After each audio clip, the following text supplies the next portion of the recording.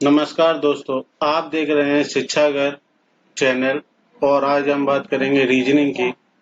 और रीजनिंग में हम एक पार्ट पहले बात कर चुके हैं क्लॉक प्रॉब्लम की, तो आज ये उसका पार्ट 2 है। देखते हैं पार्ट 2। आज बात करते हैं हम दर्पण प्रतिबिंब की, मिरर इमेज। क्या कहते हैं इसे अंग्रेजी में? Mirror image. ठीक है। वैसे तो हमें पता है कि घड़ी के बारे में जो कभी नॉलेज ली थी इससे पहली वाली वीडियो में, तो दर्पण के लिए क्या होता है? दर्पण में दाएं स्थिति बाईं ओर और बाईं स्थिति दाईं ओर दिखती है। कहने का मतलब ये है कि जैसे कि ये घड़ी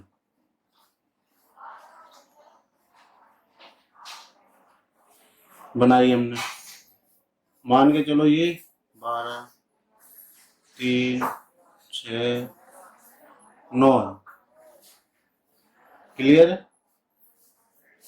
छोटी वाली सुई यहाँ है और बड़ी वाली सुई मैंने ये इधर दे दी। ठीक है। तो अब एक्चुअल में जब हम इसे दर्पण में देखेंगे,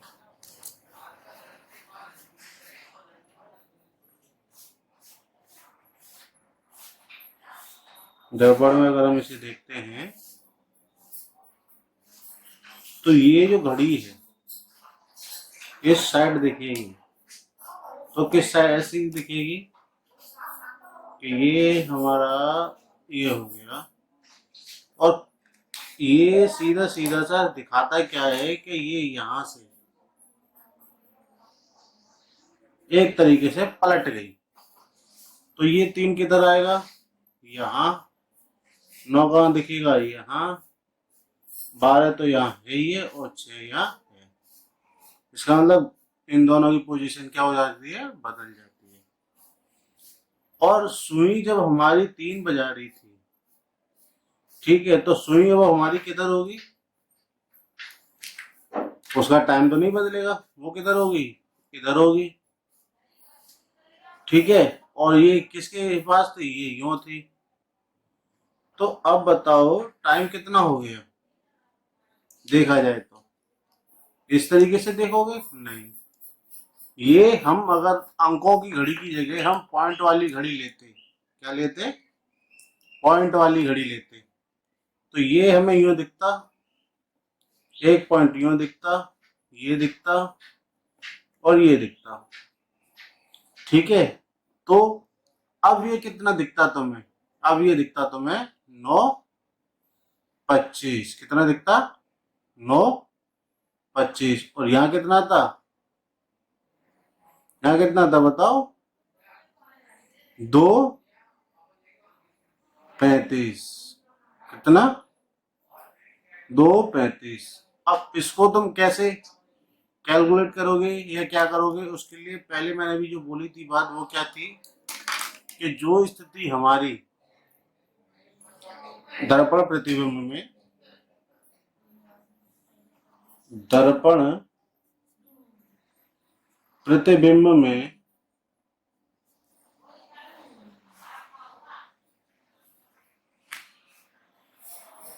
दाईं स्थिति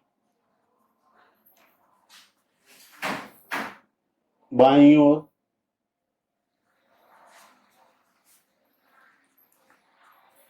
और बाईं स्थिति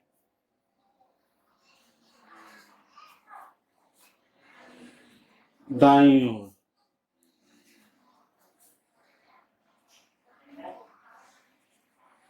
दिखाई देती है। एक्चुअली में जब भी हमें कोई प्रतिबिंब की बात करनी है तो हमें कोई अंक वाली घड़ी ना लेके पॉइंट वाली घड़ी से काम चलाना है, क्योंकि अंक बदलेंगे इधर से उधर तो तुम्हें दिक्कत होगी, लेकिन पॉइंट एक्यूरेट रहेंगे, उनमें कोई संख्या नहीं होती, इसलिए एक्यूरेट वो हमें पोजीशन बदल के दिखा देंगे और हम कंफ्यूज नहीं होंगे कि क्या होगा। ठीक है। अब इस तरीके के सवालों को करने के लिए मैं तुमसे कहूं क्या कि मेरे पास अगर कोई संख्या है, संख्या चलो छोड़ो, एक उदाहरण देते हैं कि ये मेरी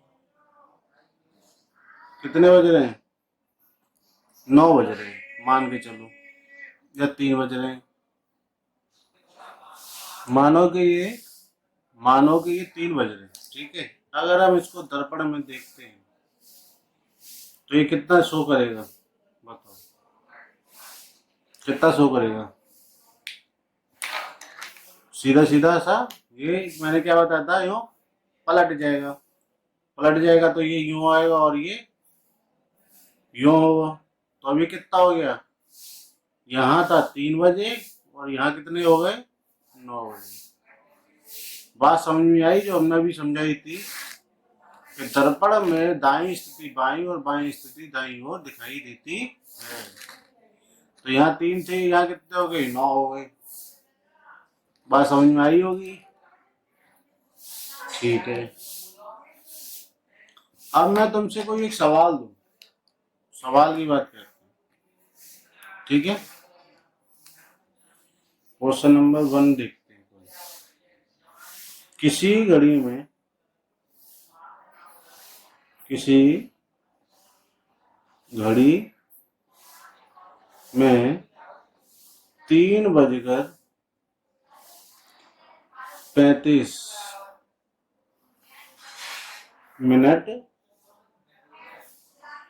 हो रहे हैं। यदि इसे दर्पण में देखेंगे तो कितना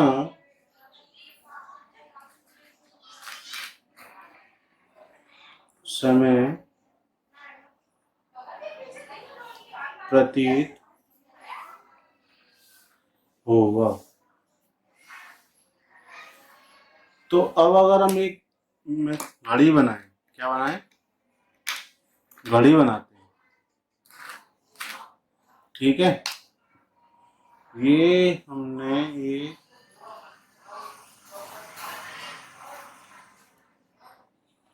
घड़ी बनाई, परफेक्ट नहीं है लेकिन बनी तो है। ये हमने कोई एक घड़ी बनाई और इसमें हमने कितना दिया है, 3:35। तो एक पॉइंट ये है, एक पॉइंट यहाँ है, ये और ये मान के चल रहे हैं। तो ये कितना, 3 है, 3:35 है, तो ये थोड़ी सी तो आगे होगी। और ये कहाँ होगी, यहाँ होगी। कितनी होगी, ये यहाँ होगी और ये यहाँ होगी। तो अब इसे हम दर्पण में देखेंगे, तो दर्पण में देखने पर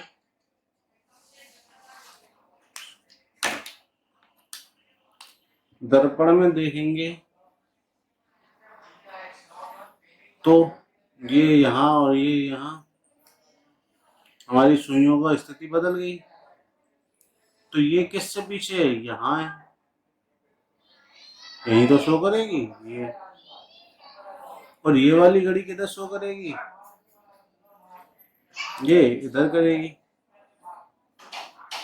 तो एक्चुअली में अब हमारा टाइम कितना हो रहा है देखा जाए तो 9 से पहले अगर देखा जाए तो 8 होंगे। 8 से पहले देखा जाए 9 है, 9 से और 8 के बीच में है सुई, तो हम देखेंगे 8 से और 9 के बीच में है। और ये वाली सुई कहाँ जाएगी, इधर पलट के इधर, ठीक है।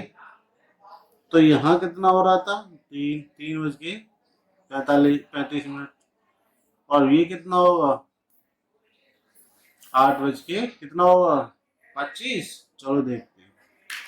तो ऐसे सवालों को करने के लिए हमारे पास एक ही तरीका है। क्या तरीका है,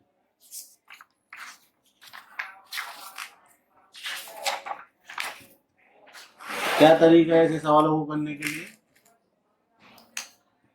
डायरेक्ट 12 में से घटा दो, डायरेक्ट 12 में से घटाया जाए, क्या कहा जाए, ठीक है। तो अब या फिर हम 12 को क्या लिख सकते हैं, 12 को कुछ और भी तो लिख सकते हैं, क्या लिख सकते हैं बताओ, 12 को लिख सकते हैं या 1160, क्योंकि बहुत सही हो कह सकते हैं कि 12 में से कैसे घटाएं जीरो और ये। तो हमारा 12 था, ये 11 लो, 11 लेंगे तो 1160 में से कितना था हमारा, 3 35, कितना हुआ, और यहाँ कितना बचा, डायरेक्ट निकल आया। तो हमें कोई तरीका कोई चीज याद रखने की जरूरत, कोई तरीका कोई चीज याद रखने की जरूरत नहीं है। तो हमें कोई तरीका याद रखने की जरूरत नहीं है, ठीक है। डायरेक्ट हमें क्या रखना है कि 12 में से घटा देना है, 12 या 1160 में से, ठीक है। बात तो क्लियर समझ में आ गई होगी, क्यों आइए नहीं आइए। चलो हम इसका एक सवाल और करके देखते हैं, क्या सवाल करके देखते हैं किसी का। हमें सवाल दिया है कि किसी घड़ी में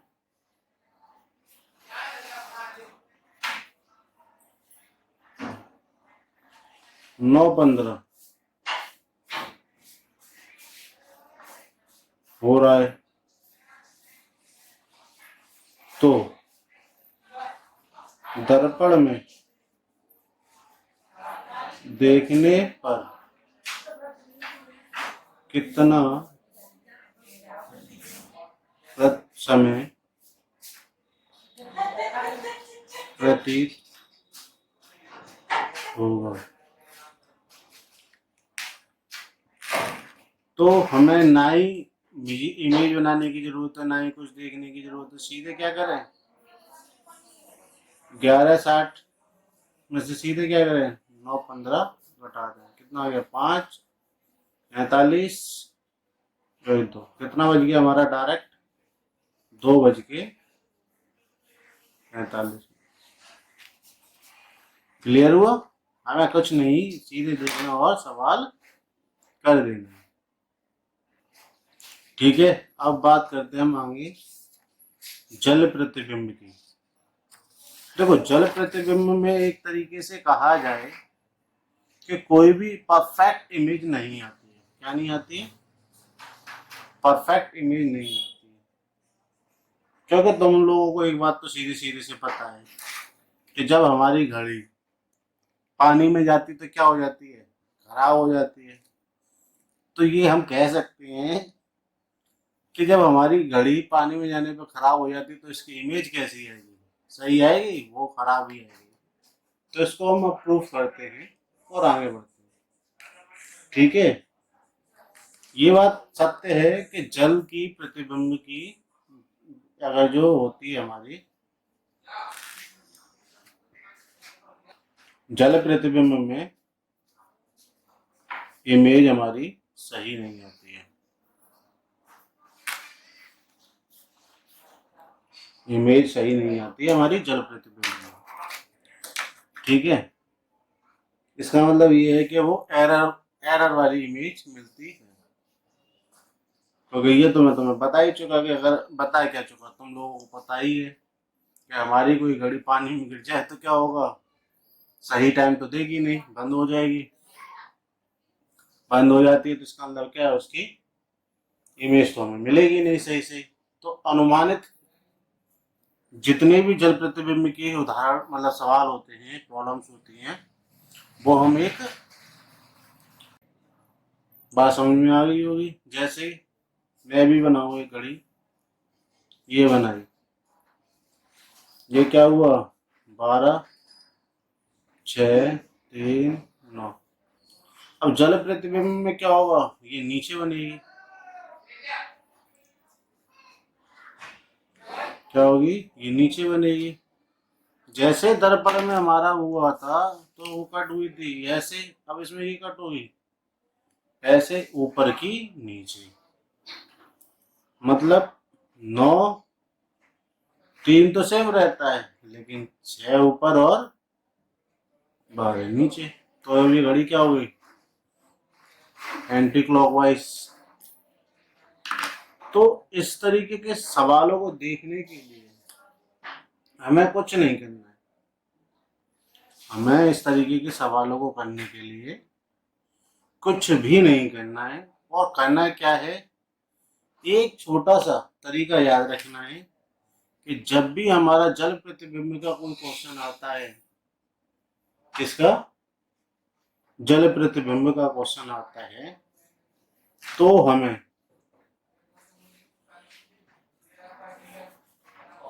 18-30 में से घटाना है, घटाना है। ठीक है, क्या करना है, घटाना है। बात समझ में आ गई होगी।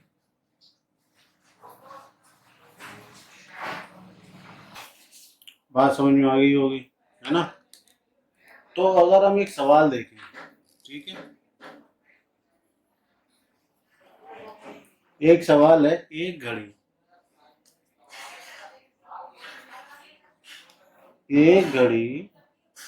में केवल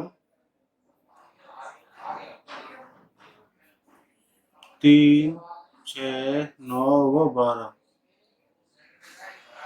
के स्थान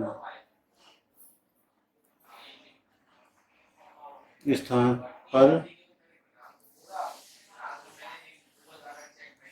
बिंदु लगे।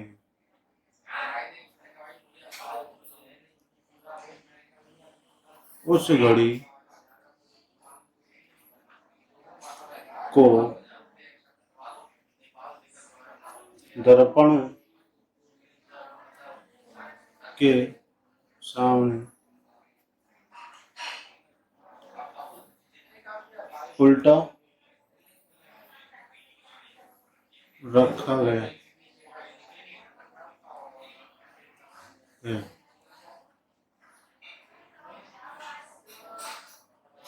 व्यक्ति को घड़ी के प्रतिबिंब में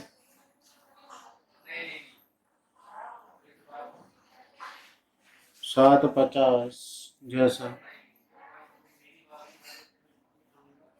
समय दिखाई दे रहा है। तो घड़ी में वास्तविक समय क्या होगा। देखो, या तो घड़ी में दिया हो टाइम या प्रतिबिंब में दिया हो टाइम, हमें तो सीधा से क्या करना है, 18-30 में से घटा देना है, डायरेक्ट घटाना है, हमें कोई उसका वो नहीं करना है और ना ही हमें टाइम वेस्ट करना है। जैसे कि अगर मैं तुम्हें इसमें ऑप्शन दे दूं, क्या दे दूं, ऑप्शन,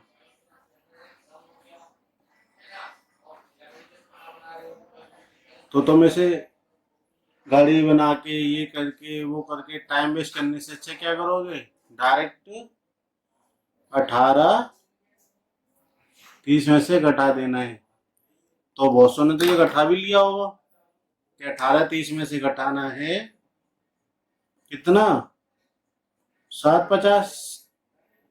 तो ये 0, ये क्या हुआ, 30 से ऊपर है तो हमने क्या किया, एक इधर लिया, तो यहाँ क्या हो गया, 90, क्या हो गया,